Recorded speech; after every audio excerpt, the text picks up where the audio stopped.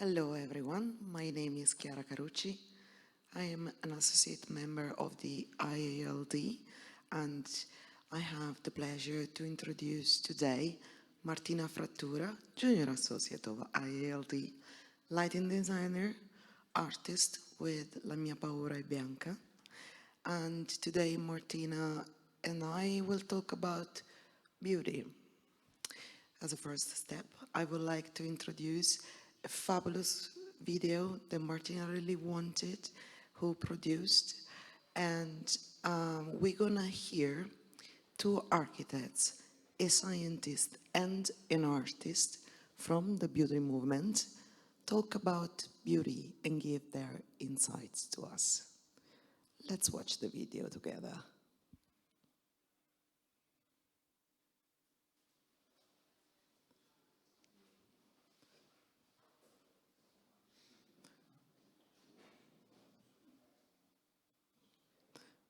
The video should run in a minute.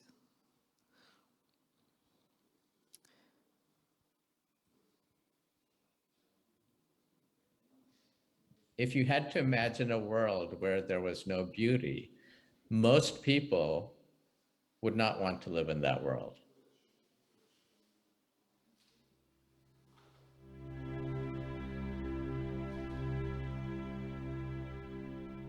Beauty is good for our health. I think beauty brings us together, and that's its real power.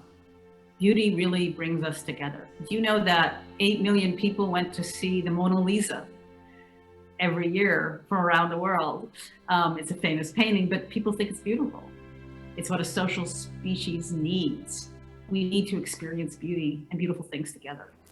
A pleasure response happens when your brain processes a scene that includes aspects of being familiar, it's non-threatening, and it has the potential for pleasure.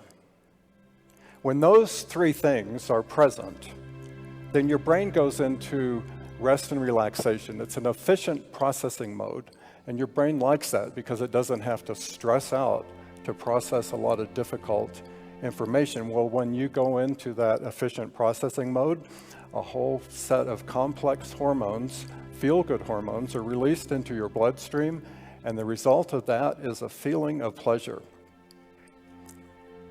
And the result of that is the exclamation, "It's beautiful."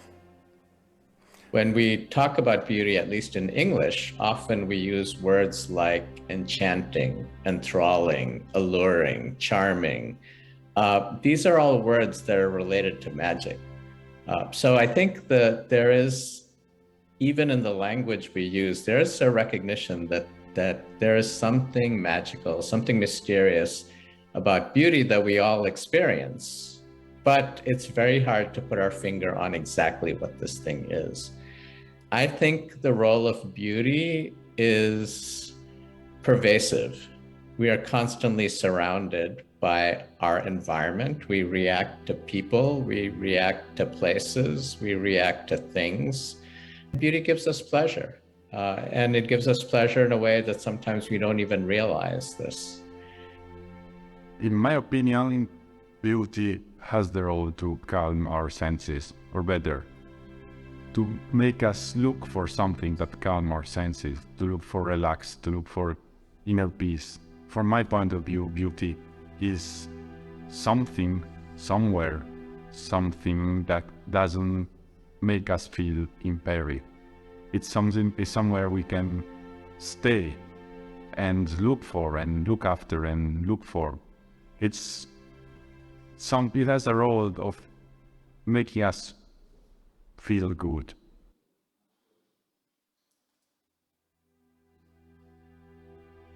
Beauty is important to our lives, more important than you might think. And it's easy to achieve. Here's a suggestion. Go home this evening and take 2 medium-sized photographs and hang them symmetrically above your fireplace. That's the beginning of a facial pattern. Or rearrange your furniture into a 3x3 pattern. The more you use this, the stronger it is. Beauty is a powerful and positive force in our lives that can help rebalance the equation in architecture. What's really important to do when you think about beauty is to make beautiful things and make things that appeal to more people. And if you're not sure it's beautiful, ask them. You could just, have two different versions and see which one people like. Or sometimes it's really simple things. You can go to a postcard store if you're in a city and see what's on the postcards. Usually it's the beautiful places that are on the postcards.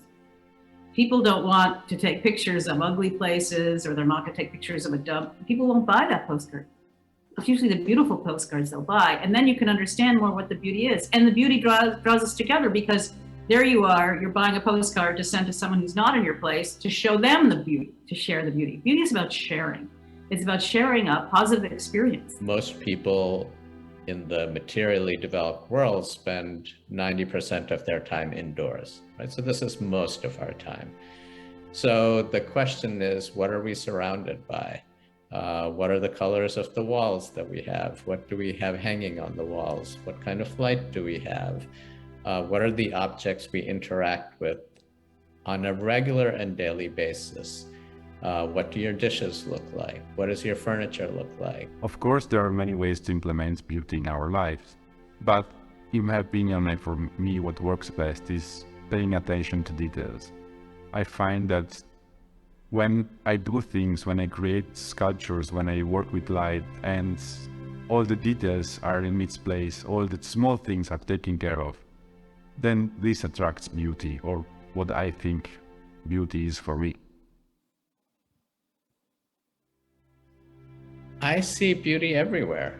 I think it's hard for me not to see beauty. To my right, I have several plants. I have right outside the deck, I have a bird feeder. I can hear the sounds of the little birds tweeting right now. That's too light for you to hear.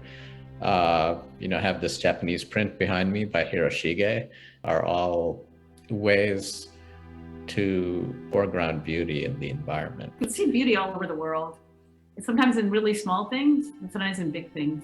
Or the other day, I had a bouquet of flowers, and I put it in the middle of my kitchen table. And then suddenly the kitchen looked beautiful. Well, how did that happen? I just moved in 8 flowers. What happened? I brought in beauty, and then the whole experience of the place changed. And I'm ready to invite someone over to have lunch with me. If I should reduce to one thing, one place where I see beauty is in coincidences. Is in that moment where two things that appears random make something together. It's when a shadow touches a corner. In my case, I work a lot with light and shadows are the best way to deal with this for me. To look for beauty into the shadows is to make sure that the shadow has its place. It's not something random that appears to be there. It's a shadow that has a purpose, or it's simply a shadow, not a purpose, but it has a place to be. I don't know, for example, I find it very beautiful when a corner of a room makes the shadow exactly square, and it's make it feel like a geometry figure instead of something of an absence. I find beauty in shadows, definitely. Beauty is a powerful and positive force in our lives that can help rebalance the equation in architecture. Let's use it as we go forward. It'll make the world a more beautiful and a healthier place.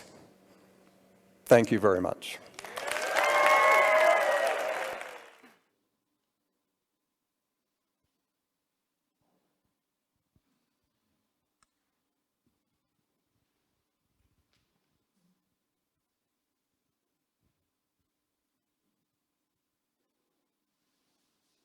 I know you're waiting for the end of the credits. Am I? I am always impressed to see the amount of people that you reached out to and the way you touched them and They simply decided to collaborate with you for nothing, just to share and raise awareness of the importance of beauty. So congratulations, Martina, and maybe you want to start by telling us what is the beauty movement?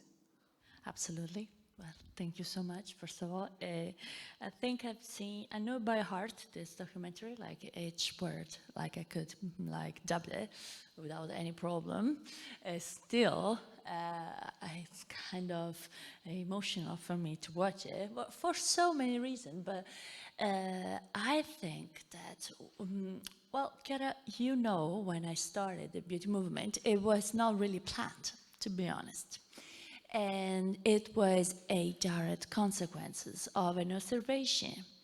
The observation coming out of another research, which is called A Beautiful Light, which is, let's say, more strictly related to lighting design.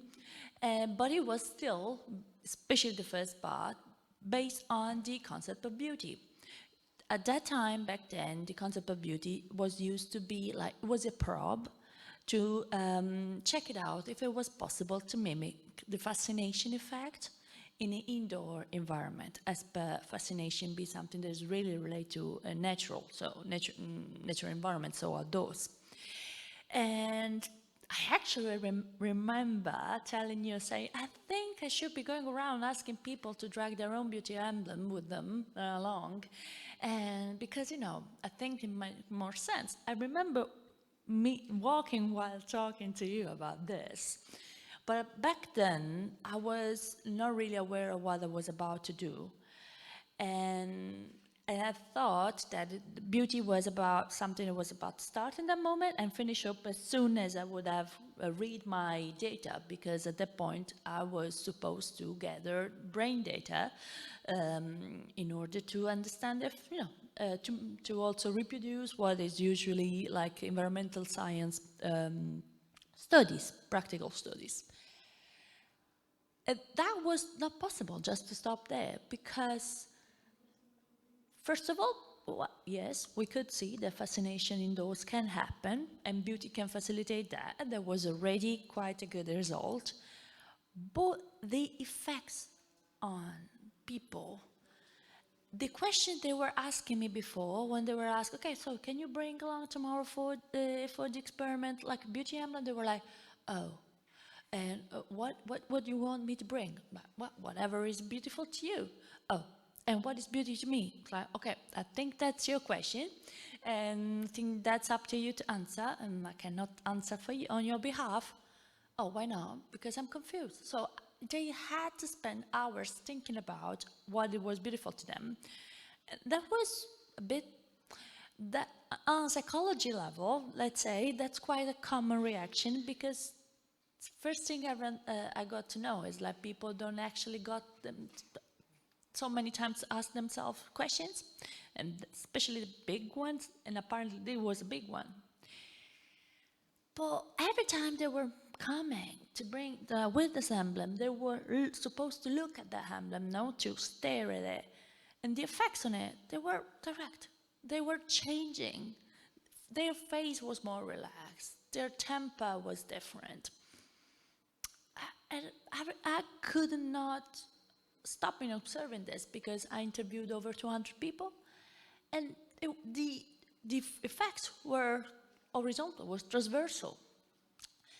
And that got me thinking, because so let's say that the beauty movement started as a parallel question to the main question back then, and it was like, so what is beauty? Because this is definitely not something that I was thinking before. I was super biased myself. I thought beauty was something completely subjective. I couldn't sense the difference between taste and beauty. I couldn't sense the difference of beauty and the effects on it. For me, it was also separated by, like, it was a byproduct of function, as per any, or the majority of the designers, of people that work with in the design world. So I started to study myself. And I started exactly within asking several questions to the people in front of me, even the ones that were not related to the previous research. And then I had you mentioned that I got in touch and I reached several people. One is also here with us today, so thank you, Alessandro Villa, for being here. Because I realized right away that there were other people that already had started questioning about beauty before I did. And I thought that was fundamental for me to understand why they started and how they were continuing on that road. And it was enchanting already just to see at which level they had arrived already. And for me, the most important thing was to understand how to contribute, and that's how I thought about the beauty movement. That's when I thought about, okay, cannot be just me. And first of all, because I have so many things to learn still and always will. But I also had so many things to share and so many things that I wanted to do together with other people because, well, that's a thing that is not just related to beauty, but together definitely we get stronger and further away. So. And again, it is so fascinating, just to use this word I love so much. Fascinating to see how people that are important as the ones that collaborated with you for this video and beyond are willing to share. Can you mention what was their first reaction when you suggested that you could do a video together? Absolutely. So the first person I actually reached out was architect Don Ruggles. I think, so once I made, let's say, the effort, but it was not really an effort, to stay awake till 4 a.m. because he was having a live lecture, but it was Pacific time zone, so I was like, okay, I need to see it, I need to watch it, but it was very late in Europe. So next day, after having a proper sleep, I actually wrote to him an email saying, okay, I couldn't see it all, I see 3/4 of it, but I loved it and explained everything that I did. He was so impressed that he asked me for a call, and since then, I started to have this, connection with him. So the first person I reached out for the video was Don. Also because he was also producer of a bigger documentary, a very much longer documentary, which is called Build Beautiful. And I said, look, I don't want to copy your work. I just want to extend what I've been doing with my research, because previous research was people interviewed were supposed to be answering to the question, where do you see the beauty? I was like, I want to continue doing that and adding a couple of questions to you as a professionals, and especially because I could see the gap between what was happening in the US and what was happening in Europe. There are some biases, there are both ways, but there are different biases we have. So I thought that also we could create this bridge with this documentary that could maybe benefit both sides of the ocean. He was super happy to contribute. He said that you could see it was a TEDx recording that he did just like a month prior to my request for recording. And he said, you should be using that, that's full information, go for it, copy everything. I was like, so cool, so not copy everything. I was like, no, you got the pieces you need and you go for it. And actually it was really interesting because the way he had the full TEDx is available on YouTube, and the way he put it on, it was so informative. And I think it was also very matching the video documentary. So I set it off from there, and then I reached out as a video call, so self-recording the other professionals. They were actually all happy about it. I remember especially the Skype calls. they were supposed to be, 15 minutes. They were like an hour and a half, couple of hours. I mean, I talk a lot. I do, I admit it. But it was like a proper conversation. And I think that's the power of beauty, in terms of when a person believes in the need and necessity of aesthetic experience, of turn everything into an aesthetic experience, because in a way it is, but you have to create the basis, and you have to give your possibilities to yourself to be living an aesthetic experience out of almost everything, I would say. And you know that I mean it when I say almost everything. And that's it. So I think I was lucky enough to say they were so happy to be part of it. I think it becomes a mission to raise awareness about beauty. And as you were mentioning this gap across nations and the biases that we may have, could you go a bit deeper on that? Absolutely. So first of all, I think I was starting from my own biases, which I also believe are quite shared, and at least with the people of central Italy down. I had the tendency to think that we knew beauty already. Beauty is Rome. In my case, beauty is Rome. And still, I'm not saying it's not. But for me, that was full stop. And like the authentic beauty was something that supposedly belonged to somewhere in the past.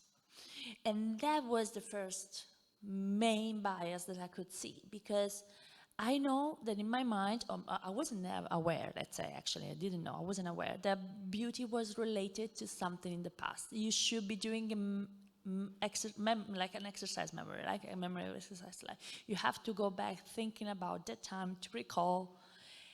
I didn't know that beauty is in the present. Then there are so many things that also could be related to the past. That's okay. But beauty, and the beauty you need for the aesthetic experience, is in the present time, everywhere, anytime. So I could see already there. So I thought that, and then also that was one of the main topics we discussed the first time with Don Ruggles, was like, do you think that the heritage of the European culture is related to the old architecture, to the old, and then even because that's also when it all changed, when we start with modern architecture, and all the Le Corbusier, phase, and not phase, school, and so on, and everything that happened afterwards, all the movement himself that he created, and all the thoughts, the teachings that he gave out, everything that we could learn from him. So I think that in the US, at least this was also what we discussed together back then with Don Ruggles. It was like, maybe in US we don't have this, but we have this in terms of nature. We believe that our own landscapes, the vastity, the huge size of everything here, that's more what we could relate to beauty. We don't relate that in terms of architecture as much as you do. If we think about old architecture, then we might think about your architecture too. That was what he was saying. But so it felt like at some point that we had an extra weight that would also create even more the problem of, is that beauty the byproduct of function? Do we still need like huge Roman structures to architecture, but like everything that was related, even in engineering, like everything that was related and made by them. Should we still need that, or we can go more functional? So like very, just what is left. And that was something instead that we could see in common. But let's say that as European, we felt that we were a bit sometimes obliged to either refuse what it was from the past or either embrace it. There was no middle way, as per maybe they felt, or like he felt they had. I don't know if I answer properly to the question. Yeah, absolutely. And then that wasn't enough for you. It's never enough when we are so passionate about the subject. And I know that you and I have this in common. However, there surely wasn't enough, because eventually you started studying in Lisbon, where you live now. And what is the topic that you are studying now? Aesthetics. So I'm studying actually the well, let's say philosophy of beauty. That's how my professor, João Pereira. Greetings, professor. Says, like, he's a philosopher and art historian. And we start from art pieces sometimes we don't, sometimes we just use daily happening, like something that happened during the day or like in the town that everyone knows about it, because it's the first one that believes that everything is beautiful. So everything can be an excuse to talk about beauty, and it goes through the main philosophers. And why I wanted to join this class, because I needed to understand, first of all, I needed to recap everything that happened in philosophy in terms of beauty, because this is not a recent question, you know, absolutely not. Where do you see the beauty? That was, I think, quite a old one. And I needed to go back to have the bigger picture. And to understand even more where we got lost, when we start to believe that it was not important any longer. And even though, like, I am in a class full of people, because we are around 50, that is like there just to talk about beauty and to listen about beauty. And I mean, he's a philosopher, first of all, so he talks even more than I do and even more complicated than I do. But everyone is there just to listen to him and get fed somehow by the beauty he, declared. And at the same time, I'm like, yeah, but why just us? And they are all mainly artists. So I was thinking, okay, why an artist can relate to the beauty? Why can he express himself or herself more within the beauty? And then when I also started to understand that beauty is a necessity and implies to you don't have to know yourself that good, but you need to have the access to yourself quite easily, quite open, which is something a bit scary sometimes. In the moment you have to ask yourself, where do you see the beauty? You have to ask yourself, what do you like? So what do you don't? And that's already too many questions that you start in there to know yourself so deeply, then sometimes it's a bit complicated to do that step. It sounds kind of scary sometimes to ask ourselves these questions. However, as you taught me, the moment you start investigating, the moment you start practicing this exercise, something changes within you, and it becomes routine, like taking care of your skin in the morning or things like that. Just before we were talking about fascination, or at least I mentioned it. I would like to ask you, why is it so important, fascination? Why it is a tool for restoration, and how can we, for example, as practitioner lighting designers, but also other people, use this tool in order to improve our lives? Thank you. This is a huge and amazing question. Okay, so let's say for dummies. Fascination, it is a tool for restoration, and again, it's innate power of our mind. As we said before, it is based on the ability of set in an outdoor environment, so out in nature, by staring at something that you consider beautiful in a natural environment, which can vary from a mountain to a lake to a sunset, then you start to you change the direction of your attention, so but from top down to bottom up. So you actually still using your direct attention, but in a way that you don't get depleted by your own energies, from your own energies. And instead, you get restored. Let's say, in a way, as if you were sleeping, okay, but you're conscious of it and you're focused on it. So you keep on being focused on something that you consider beautiful, but you're not physically feeling tired afterwards, but replenished. And this is the ability, innate ability of our mind. We can have this indoors. We can. How to trigger it, that's when beauty comes in help. And I believe as designers, no matter which level, no matter which speciality, to create environments that can support fascination, that can trigger. We all need a supporting environment for any type of emotion. We are able to have to feel any sensation, but we need a certain environment that could trigger that could nudge that. Our own background, our own history, our own life will have always the heaviest weight. But at the same time, to be able to create scenarios, especially with light, that could trigger your brain in such a way that you could feel restored. Your tension is dragged when you want that, when you allow that to be dragged. And from that attention dragged, you can actually find restoration.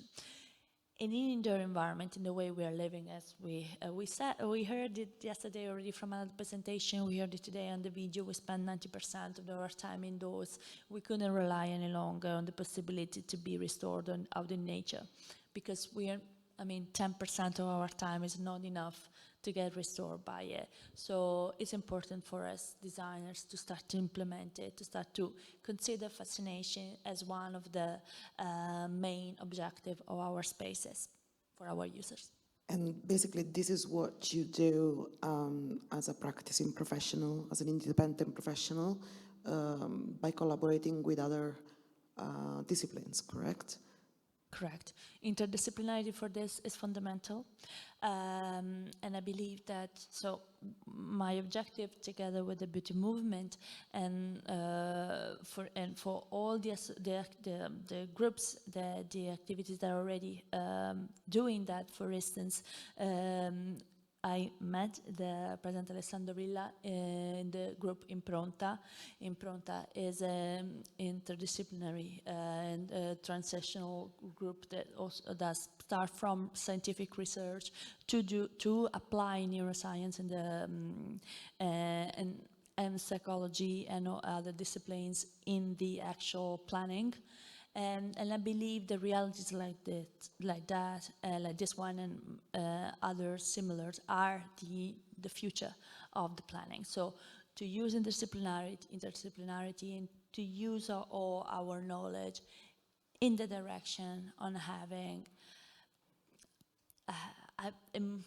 to cover all the needs of the people that are there. So I will say we invite all professionals out there to investigate what beauty is for them and reach out to Martina for any question you may need. But before greeting you, I may have another question, probably my closing question to you. That is, where do you see the beauty? Right now? Right now, in the people that are here listening to me, thank you so much for coming. I truly appreciate it. My answer is everywhere, and I know that it's a bit simple, but you know it's true. And you know how hard I do to see beauty everywhere, even when it's nothing beautiful, it seems, because there is everywhere. We are the beauty generator. The moment we try to see the beauty where there is not, we are creating it. I'm not entirely sure if our timing is correct.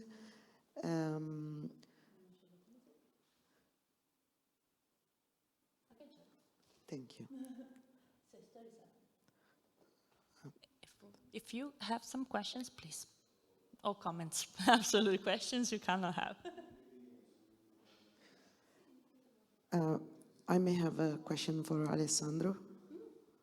Please, and then I'll give you the mic. Hold on. I will give mine. Yes, thank you. No, but don't go, come here. Just a question, because I know that your collaboration with Impronta is kind of sensitive, and then we were discussing how to raise awareness about this multidisciplinary work that we're trying to do in a previous conversation, in a previous talk, right? And then what we were thinking is some clients want to achieve some level of WELL certification, and those kind of clients are rare and so on, but they may reach out to you guys to look for beauty and implementation of the fascination or the trigger for fascination. But otherwise, how do you communicate the importance of this multidisciplinary work to your potential clients? Well, at the moment, I'm trying to connect the professional activity with the research. So I think it's something, I mean, in the past, I was considering beauty in a very instinctual way. So I was also relating to the past, to the best designers, and how can I say, it was natural in a way. Then, some years ago, it was around 2015, 2016, I met the studies of neuroaesthetic, Semir Zeki and other important researchers, and at that moment, I started to study a lot, and also to consider how I could communicate this. So at the moment, I'm still looking for a way. I think that it is a bit more difficult with private clients, but it could be very effective with companies and brands. So what I'm working on now are materials. And I'm getting in touch with companies that produce materials. For example, wood. I have a passion for wood. And I'm making proposals to make some research. And well, the answer at the moment is very curious. They're very curious. But we are just starting now to transform a general idea into a more scientific project. Fantastic. Thank you very much, Alessandro, and sorry for Thank you. bringing you to the, Thank you to the for stage in a way. Okay, so I look forward to seeing your next collaboration and your next step in the research project, Martina. And I think it's all right to greet everyone for your attention, and see you soon. Thank you. Thank you. Grazie ragazzi. Non me l'aspettavo, ma...